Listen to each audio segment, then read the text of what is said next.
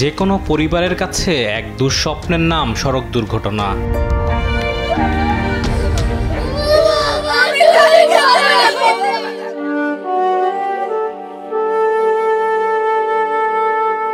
যা মুহূর্তেই কেড়ে নেয় একটি পরিবারের লালিত স্বপ্ন। বেপরোয়া গতির নেশায় মহাসড়কে বাড়ছে দুর্ঘটনা, দীর্ঘ হচ্ছে লাশের মিছিল। রাস্তা প্রশস্ত করার পাশাপাশি মহাসড়কগুলোতে উন্নতির ছোঁয়া লাগলেও নিয়ন্ত্রণ করা যায়নি বাসের গতি।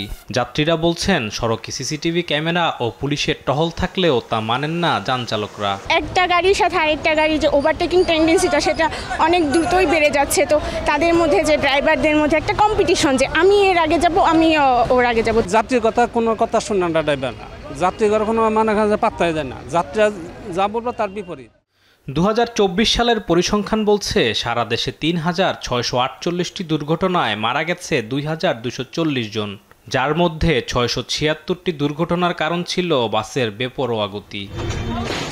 পুলিশের তথ্য বলছে, গত ৬ মাসে স্পিড গানের মামলার সংখ্যা ৫,২৪৫টি। ফিটনেসবিহীন অবৈধ যানবাহন ও বেপরোয়া গতির কারণে প্রতিদিনই সড়কে ঝরছে প্রাণ। মৃত্যুর এই মিছিল ঠেকাতে সচেতনতার কথা বলা হলেও আইনের কতটুকু প্রয়োগ নিশ্চিত করা যাচ্ছে। বিশেষজ্ঞরা বলছেন, মালিকদের ট্রিপ কমপ্লিটের চাপে আইনের কোনো তোয়াক্কাই করেন না বাস চালকরা। যত দুর্ঘটনা ঘটে তার মেজর একটা শেয়ার দেখা যায় বাসের সাথে দুর্ঘটনা ঘটছে, কারণ বাসের চালকরা ট্রিপ দ্রুত কমপ্লিট করতে চাই। চালকদের কিন্তু নির্দিষ্ট কোনো বেতন নাই, আবার তারা কোনো সিস্টেমও ফলো করে না। আবার দেখা যায় অনেক মালিক শুধুমাত্র একটা বা দুইটা বাস চালায়, সে চায় প্রফিটটা ম্যাক্সিমাইজ করতে।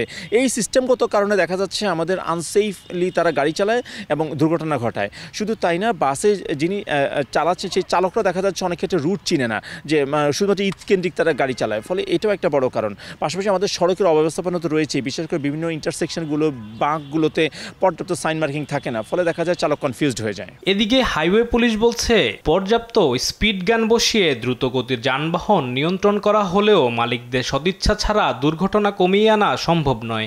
প্রায় 406টি মামলা করেছি, তার ভিতরে 206টা হচ্ছে বাসের বিরুদ্ধে ওভার স্পিড করার জন্য। যে ট্রিপটা হয়তো দিনাজপুর থেকে ঢাকা নিয়ে আসতেছে, ওই ড্রাইভারে আবার ঢাকা থেকে দিনাজপুর আবার গাড়িটা নিয়ে যাচ্ছে, সে হয়তো 2-3 ঘন্টা রেস্ট করতেছে যাত্রীর স্বার্থে, তার পরিবহনের সুনামের স্বার্থে, তারপরে তার গাড়িটা রক্ষার ক্ষেত্রে। এটা ড্রাইভারদেরকে আমি মনে করব যে মালিক কর্তৃপক্ষকে আরও একটু সজাগ হতে হবে।